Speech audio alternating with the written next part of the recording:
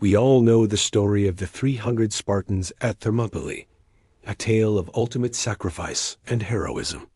But have you ever heard of the Spartan who survived? His name was Aristodemus, and his story is one of the most tragic and complex tales to come out of ancient Greece. It's not a story of glory, but of shame, redemption, and a society so brutal that even a hero's death wasn't enough. In the summer of 480 BCE, 300 of Sparta's finest warriors marched north to a narrow pass called Thermopylae, the Hot Gates. They were led by their king, Leonidas, and their mission was to hold off the massive invading army of the Persian Empire. Among these elite soldiers was Aristodemus. He was a true Spartan, a product of the agoge, the infamous training system that forged boys into the most feared warriors in the world. He had earned his spot among the 300. He was ready to die for Sparta, but fate had other plans. Just as the battle was about to begin, Aristodemus was struck by a severe eye infection. The ancient sources call it ophthalmia, and it left him virtually blind. In the chaos of ancient combat, a blind soldier was a liability, a danger to himself and his comrades. King Leonidas saw this and made a difficult decision. He ordered Aristodemus, along with another soldier named Eurytus, who had the same affliction, to return to Sparta. This wasn't a suggestion. It was a direct command from his king. And in Sparta, a king's command was absolute. So Aristodemus obeyed.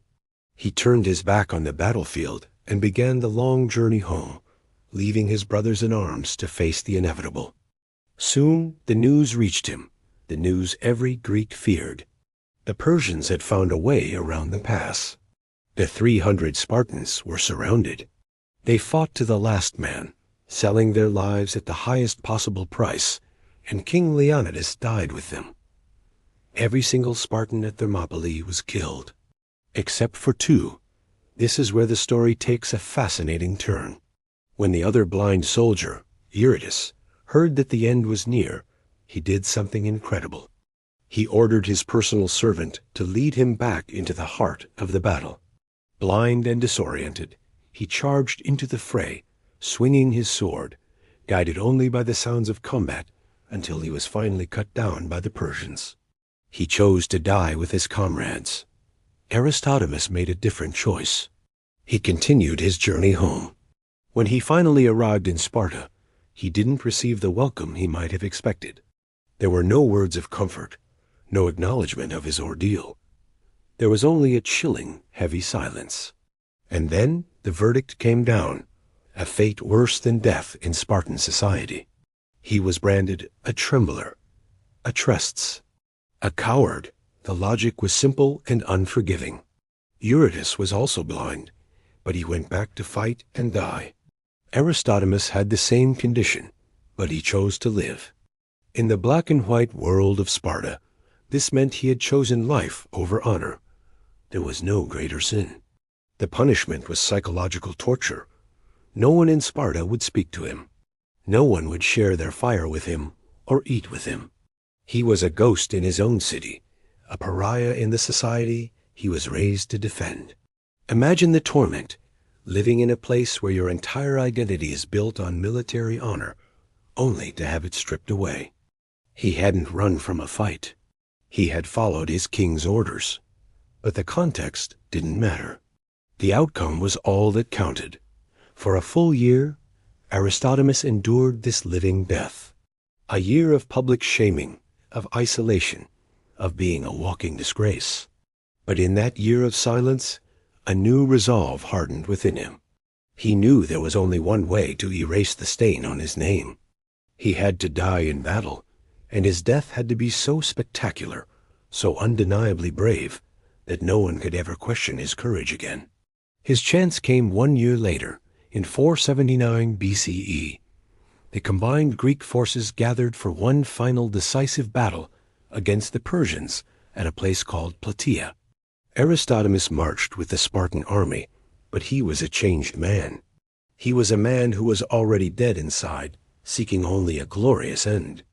The Battle of Plataea was enormous, a clash of empires that would decide the fate of Greece. The Spartans locked their shields together, forming their legendary phalanx, an unbreakable wall of bronze and iron, and somewhere in that line stood Aristodemus, his spear ready, his heart filled with a year's worth of shame and fury. When the signal was given and the two armies charged, Aristodemus did the unthinkable. He broke formation.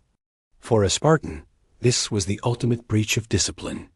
The strength of the phalanx lay in every man holding his position, protecting the man next to him. But Aristodemus wasn't fighting for the phalanx anymore. He was fighting for his lost honor. He sprinted forward alone and crashed into the Persian lines like a force of nature. The historians say he fought with a terrifying, almost insane courage. He was a whirlwind of destruction, his spear and shield a blur of motion. He cut down enemy after enemy, pushing deeper and deeper into their ranks, far ahead of his own lines. He was completely surrounded, an island of Spartan fury in a sea of Persian soldiers. An arrow hit him. He ignored it and kept fighting. A spear pierced his side. He tore it out and killed the man who threw it. He was seeking death, but all he found were more enemies to kill. Finally, overwhelmed by sheer numbers, he fell. The Persians swarmed over his body, and Aristodemus of Sparta finally found the death he had been craving for a year. The Greeks won the Battle of Plataea. It was a crushing victory that ended the Persian invasion for good. In the aftermath, as the commanders gathered to award honors for bravery, the name of Aristodemus was brought up. Many argued he deserved the highest prize. After all, who had fought more bravely? Who had killed more enemies? But the Spartan commanders refused. They acknowledged his incredible bravery, his glorious death, but he had broken formation. He had fought for himself, seeking a personal death, not for the collective victory. In their rigid mindset, true courage was about discipline and teamwork, not a suicidal rage. And so, even in his spectacular death, Aristodemus was denied the ultimate honor. He had washed away the shame of being a trembler, but he was never fully redeemed in the eyes of his people. The tragedy of Aristodemus is that he was a man trapped by an impossible code of honor. He obeyed his king and was called a coward. He fought with unparalleled ferocity and was still deemed unworthy. His story is a powerful reminder that history is not always about clear-cut heroes and villains. Sometimes it's about flawed people caught in the gears of a merciless culture, where even the most courageous acts might not be enough. Thanks for watching. If you found this story as fascinating as I did, make sure to like, subscribe, and hit that notification bell for more forgotten tales from history. See you next time.